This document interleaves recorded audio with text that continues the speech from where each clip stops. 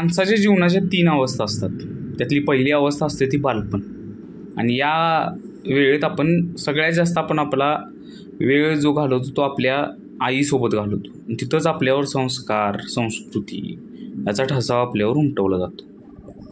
आणि दुसरी गोष्ट म्हणजे ज्या घरामध्ये मुलं वाढत असतील त्या घरातली जी मोठी लोकं असतात त्यांनी कसं वागावं ह्याच्यावर म्हणजे त्यांनी ठरवावं की आपण कसं वागतोय त्याच पद्धतीनं आपल्या घरातल्या मुलांची वाढ आणि विकास होत असतो. वेळीच जर काय गोष्टीने जर जरब नाही बसली ना तर मग एकदा वेळ हातातून निघून गेली की परत त्या व्यक्तीला किंवा त्या माणसाला आपण कितीही सुधारवण्याचा प्रयत्न केला तर तो सुधारत नाही.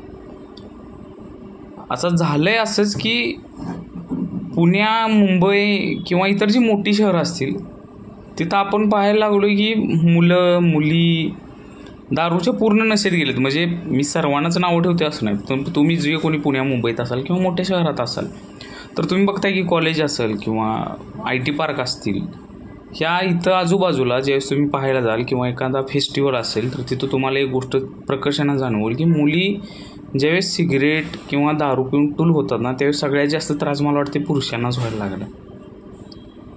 हे बघा, पुरुष पहिल्यापासून बदनाम आहे. एका घरामध्ये ज्यावेळेस एक पुरुष दारू पितो त्यावेळेस त्या घराची काय अवस्था होते हे ते फक्त त्या स्त्रीलाच माहीत असतं.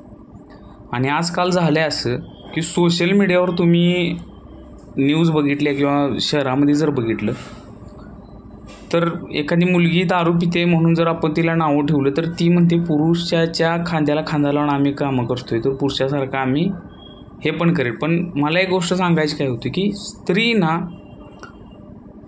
फार वेगळी आहे. कारण की स्त्रीशिवाय तुमच्या घराला शोभा नाही, संस्कार नाहीत, सण नाही, वार नाही. एक स्त्री असल्यावर घरामध्ये एक वेगळी ऊर्जा असते.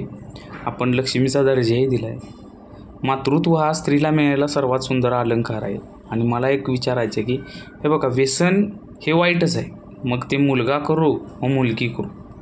पण ज्यावेळेस मुली व्यसन करायला लागतात ना त्यावेळेस एक लक्षात घ्यायचं, संस्कारही संपले, संस्कृतीही संपली आणि नवीन येणारी पिढीही बरबाद झाली.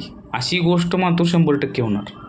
आणि तेच ज्यावेळेस आपण आजूबाजूला पाहतो त्यावेळेस मात्र फार वाईट वाटतं. कारण की आज जर तुम्ही सोशल मीडिया पाहिला तर सोशल मीडियावर मराठी, आपल्या महाराष्ट्राला इतकी मोठी संस्कृती आहे, इतका मोठा इतिहास आहे, इतकी चांगली परंपरा आहे, आदर आहे. आणि याच महाराष्ट्रामध्ये ज्यावेळेस सोशल मीडियावर मुलं मुली ते स्टँडअप कॉमेडी वगैरे सोशल मीडियावर जे कार्यक्रम आले त्यात मुली काय बोलतात हो, मुलं काय बोलतात, तुला बॉयफ्रेंड का नाही, तुला गर्लफ्रेंड का नाही, तू अमुक किती वेळा केलंस, किती जणांच्या बरोबर केलंस, ते बॉडी काउंट काय, हे प्रश्न आहेत आपल्या विचारण्यासारखे प्रश्न आहेत का? खरं तर ह्याच्यावर विचार करणं फार गरजेचं आहे की आपण कोणत्या दिशेला चाललो आहे. कारण की तुमच्यातनंच येणारी पिढी घडणार आहे. आणि त्या पिढीला जर तुमचे खरं तर पालकांनी विचार करावे की ह्यांची मुलं जेव्हा सोशल मीडियावर खुलेआमपणे या गोष्टीवर बोलायला चालू झाले आहेत, व्यसनं करायला चालू झाले आहेत. एक मुलगी एका मुलाला विचारतो तू सिगरेट पितो का, मुलगा मुलीला विचारतो की दारू पिते का, आम्ही दोघं चिल करतो, हे करतो ते करतो, हे खुलेआम बोलतात जणू काय आम्हाला त्याचेच काय घेणं देणं नाही.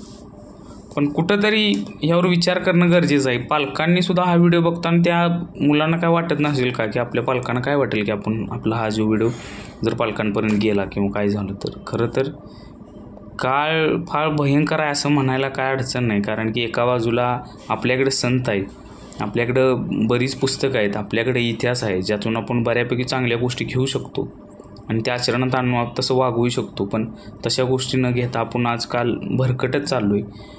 खरं तर या गोष्टीचा माझ्या बोलण्याचा काही लोकांना राग येत असेल तर माफ करा, पण आजूबाजूला पाहता आपण कुठं जरी 4 चांगल्या लोकांच्यात बसून चांगला विचार करण्याची फार गरज आहे. तुमची परिस्थिती काय आहे, तुमचा हुद्दा काय हे गरजेचं नाही. खरं तर तुमच्या आजूबाजूला चांगला विचार आणि चांगले विचार करणारे लोक असणं फार गरजेचं आहे. नाहीतर बर्फाची जशी दरी असते म्हणतात ती एकदा पाय घसरला की तुम्ही परत वर येऊ शकत नाही, तशी ही रंगीत दुनिया आहे. त्यात एकदा जर तुम्ही फसला तर मात्र परत वर येणं अवघड आहे. त्यामुळे वेळेत सुधारा आणि शक्यतो प्रेमानंद महाराजांचे व्हिडिओज नक्की बघा. धन्यवाद.